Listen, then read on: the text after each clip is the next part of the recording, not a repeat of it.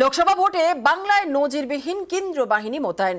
বাংলায় 920 কোম্পানি কেন্দ্রীয় বাহিনী মোতায়েন হবে রাজ্যে, যা জম্মু কাশ্মীরের বাহিনীর প্রায় 1.5 গুণ।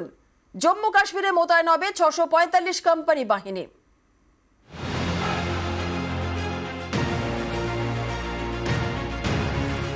দোরগোড়ায় 24-এর লোকসভা নির্বাচন।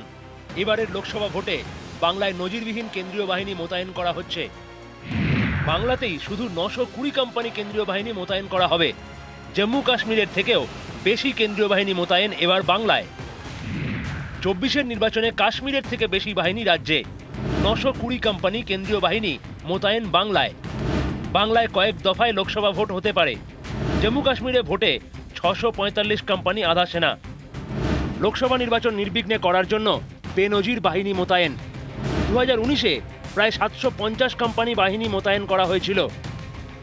দেশ জুড়ে মোট 3400 কোম্পানি কেন্দ্রীয় বাহিনী। মোট কেন্দ্রীয় বাহিনীর প্রায় 30%ই মোতায়েন থাকছে বাংলায়। এক কোম্পানি থেকে ন্যূনতম 18টি হাফ সেকশন করতে হবে।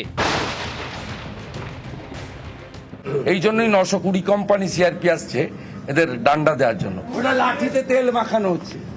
ভালো করে শাহজাহান, আরাবুল, শকত, জাহাঙ্গীর, রাজা গাজী, মেহেদি হাসান পিঠে ফেলা হবে।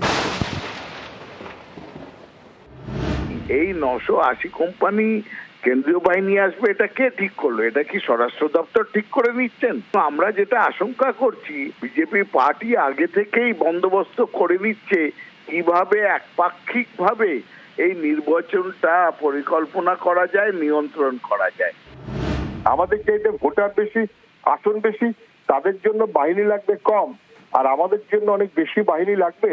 গোটা দেশের বিবেচনা এটা নজিরবিহীন। তো বাহিনী আসলে বড় কথা নয়, কিন্তু বড় কথা হচ্ছে বাহিনী কি নিশ্চিত করবে? নির্বাচন কমিশনের কাজ এটা নিশ্চিত করা, যাতে প্রত্যেকটি মানুষ তার স্বাধীন বিবেচনা অনুযায়ী ভোট দিতে পারেন। যদি বাহিনীর প্রয়োজন হয় তাহলে তো অসুবিধার কিছু নেই, কিন্তু সেই বাহিনী যদি দেওয়ার পরে নিরাপত্তা সীমান্তের বিঘ্নিত হয়, সেটা কিন্তু আরেকটা বিপত্তির কারণ হয়ে দাঁড়াবে। প্রিপোল অ্যান্ড পোস্ট পোল যে হিংসা হয় বাংলায়, সেই হিংসা কিন্তু ভারতবর্ষের মধ্যে নজিরবিহীন রাজ্যে। তো সেখানে যদি নির্বাচন কমিশন প্রিকশনারি মেজার নেন, তাতে অসুবিধার কি আছে? নিউজ 18 বাংলা।